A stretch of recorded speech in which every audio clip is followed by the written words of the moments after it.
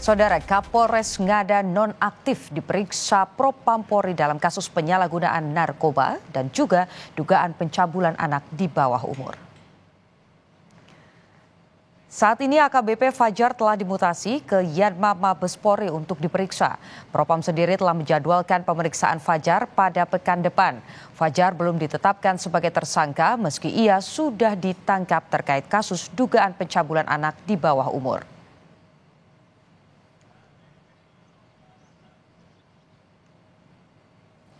Sementara itu dari Dinas Pemberdayaan Perempuan dan Perlindungan Anak Kota Kupang menyebut para korban Kapolres Ngada nonaktif mendapat pendampingan.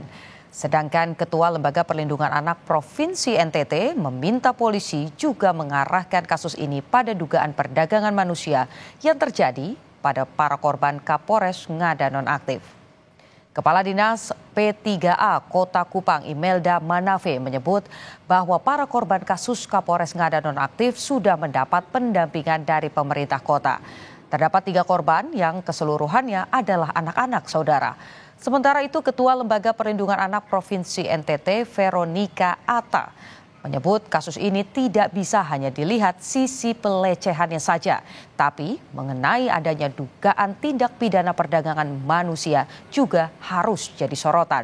Dia mendesak agar hukum kebiri atau hukuman kebiri diberlakukan pada pelaku.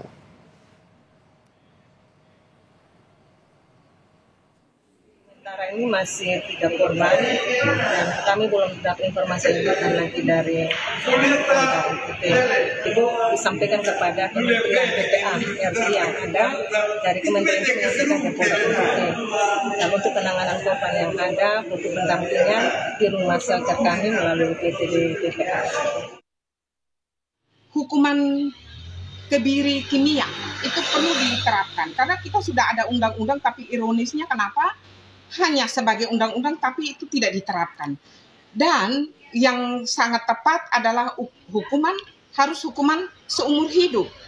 Karena banyak anak-anak yang menjadi korban, apalagi ada aturan yang menyatakan tentang predator seksual anak itu harus dihukum secara maksimal, bahkan hukuman maksimalnya itu dalam ketentuan undang-undang itu adalah hukuman mati.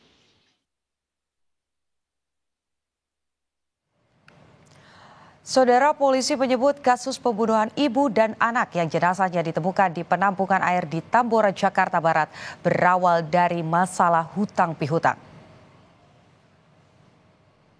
Sebelumnya, saudara, sebelum kita beralih ke informasi yang lain, kita akan mengupdate informasi terkini terkait dengan dugaan kasus pencabulan anak di bawah umur yang menyeret nama Kapolres Ngada nonaktif.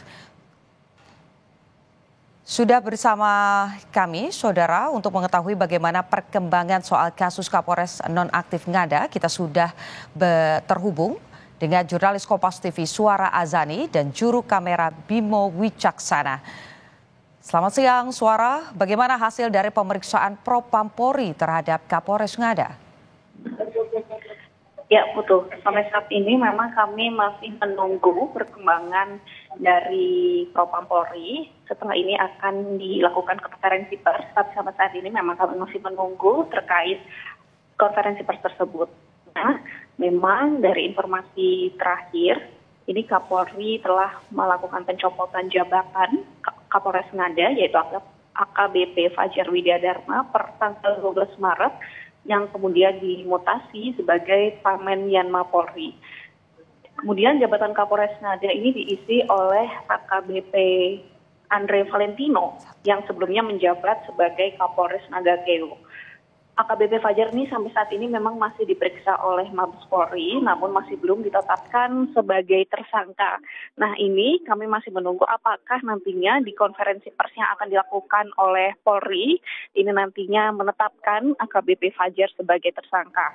Karena memang AKBP Fajar ini ditangkap pada 20 Februari di Flores NTT atas dugaan narkoba dan asusila.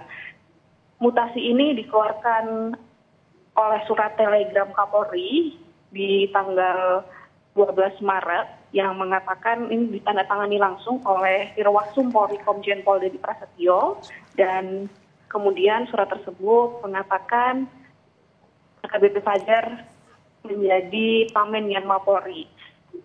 Dan kemudian ini sebelum dimutasi, Fajar ini terbitnya dinonaktifkan dari jabatannya karena diduga terlibat oleh tindakan asusila anak di bawah umur. Kemudian selain dugaan tindakan asusila, dia juga dinyatakan positif menggunakan narkoba berdasarkan hasil tes urin yang telah dilakukan.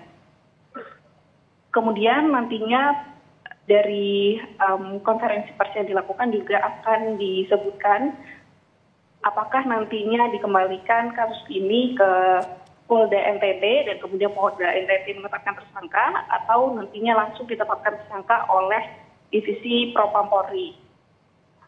Kemudian penangkapan ini juga menyusul laporan otoritas Australia yang menemukan video tidak senonoh terhadap anak di bawah umur di salah satu situs porno yang berada di Australia.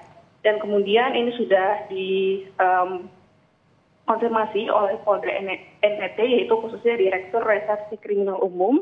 Perkara ini sudah naik ke penyidikan, tapi memang sampai saat ini belum ditetapkan tersangka.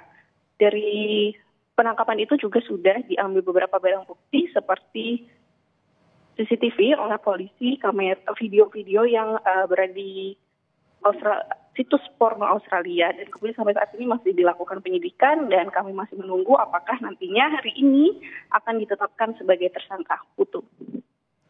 Oke, suara, Anda masih bisa mendengar suara saya ya. Tadi saya mau memastikan kepada Anda apakah kemudian sudah ada informasinya konferensi pers ini tepatnya akan dimulai pada pukul berapa, kemudian siapa saja juga yang nanti akan menyampaikan konferensi pers, dan bisa Anda konfirmasi sebetulnya di mana keberadaan dari Kapolres nonaktif Ngada ini sebetulnya, suara? Betul.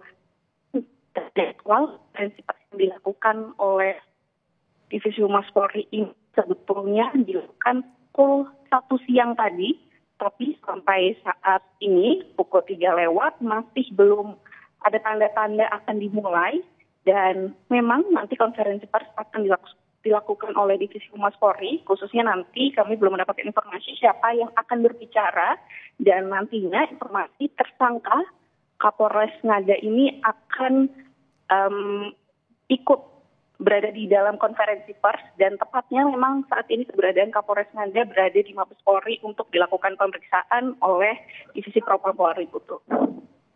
Oke, berarti kita masih akan terus menanti bagaimana konferensi pers atau pernyataan resmi dari Polri terkait dengan kasus dugaan adanya pelecehan anak di bawah umur yang melibatkan nama mantan Kapolres Ngada. Terima kasih Suara Azani, jurnalis Kompas TV, dan juga Bimo Wicaksana yang melaporkan secara langsung dari Mabes Polri.